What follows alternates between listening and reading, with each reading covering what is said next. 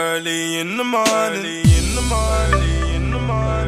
What's going on, people? It's your boy Cam Topical Juice. Now I'm back with another video for you today.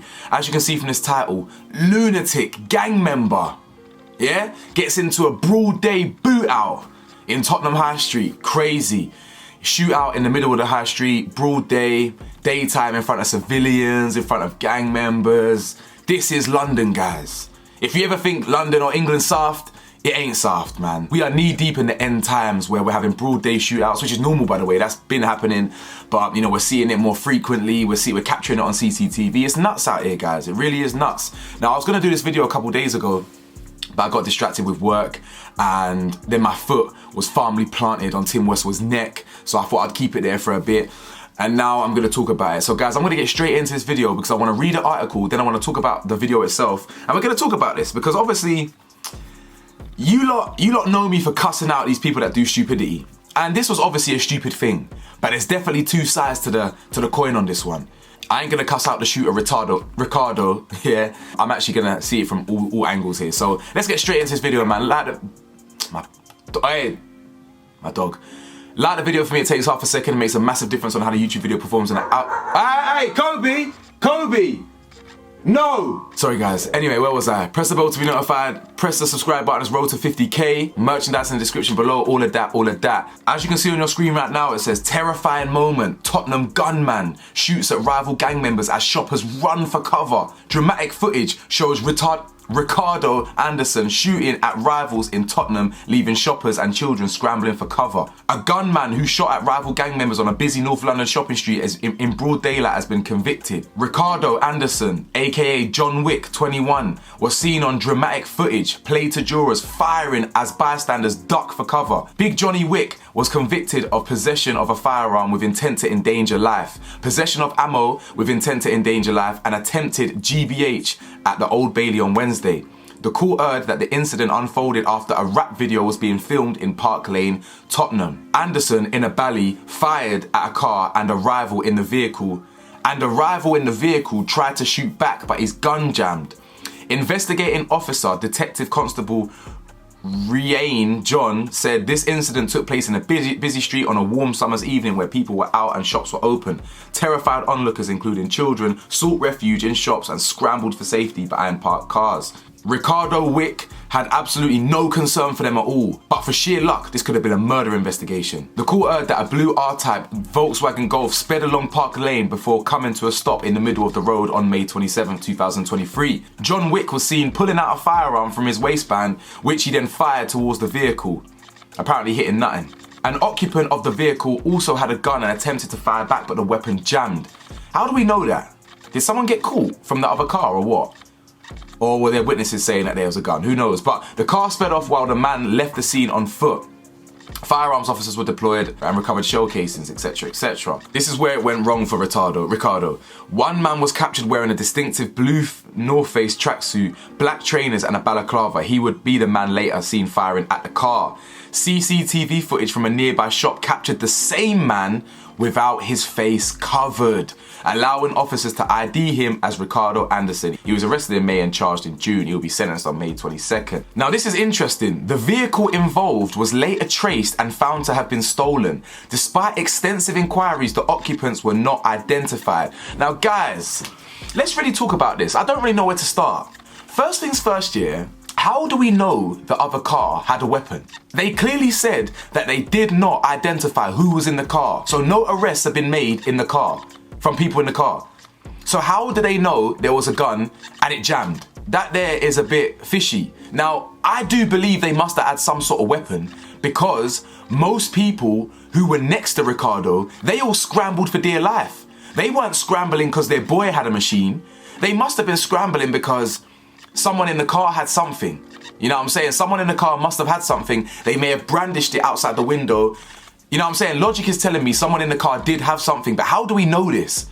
How do we know someone has something in the car when the CCTV doesn't actually show it because the TV was blocking it? Sorry, the tree was blocking it. All we saw is a bunch of men running around and scrambling. You know what I'm saying? Scrambling like a bunch of eggs. You know what I'm saying? They were, and the only one who had the backbone to do nothing about it was actually Ricardo. Now, Ricardo, it's obviously not smart and not advisable to start shooting broad day in the middle of a high street, you will get caught. Whether it was witnesses, whether it was CCTV, you're going to get caught. Now, to be honest, you actually could have avoided getting caught if your dumbass didn't take off your balaclava. If you've got a mash on you and you've got a strap on you, yeah, you're gonna want that bally on you the whole time. You're gonna want it on you the whole time from the moment you step out the crib, while the video is going on, to the moment you get back to the crib. That balaclava must remain on you. Whether you took the balaclava off before and the CCTV captured you there, or you took it off afterwards. Not smart, bro. Very silly. But am I gonna condemn this guy completely? I'm actually not. You're gonna be surprised. I'm not gonna cuss him out because at the end of the day, yeah, you need someone like him in your group if you're in a gang. Now, I do not condone gangs. Yeah, I get it.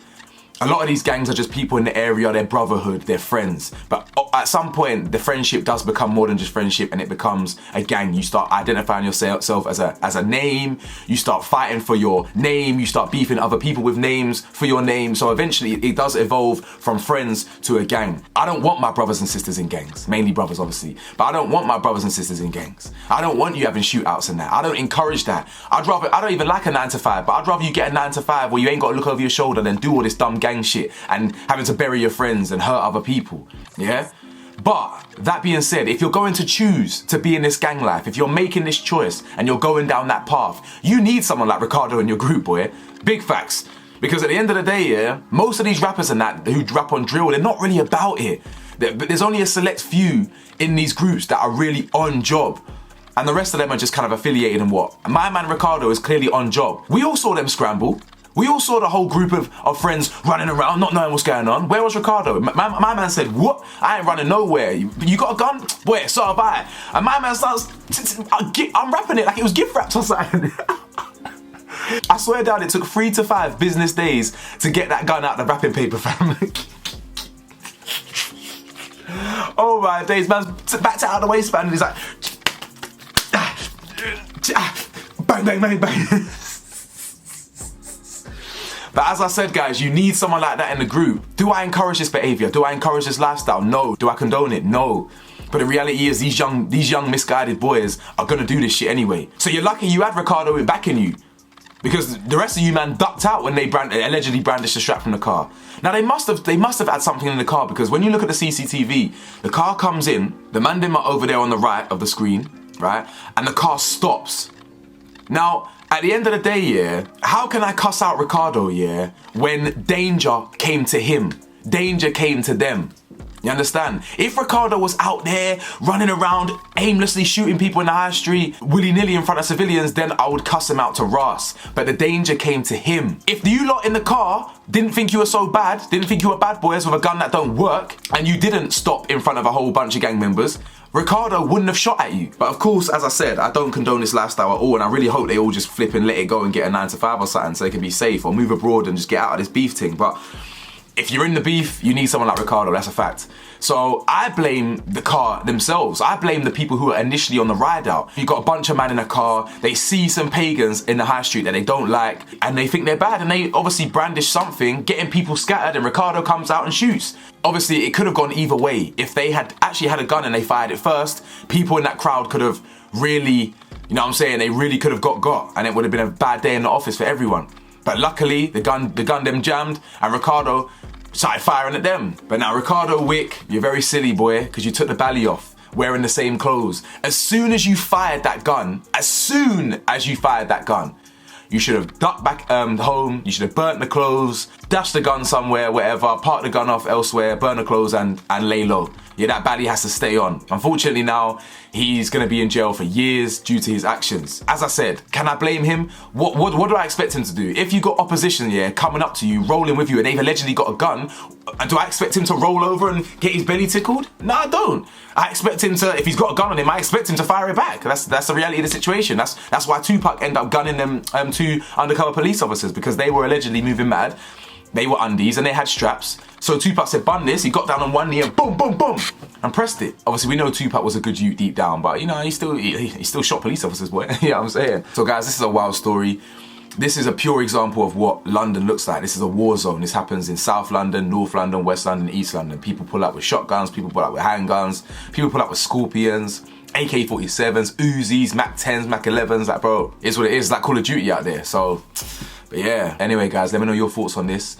Like, comment, subscribe. What the hell do I know? I'm just a man in his 20s. Bow.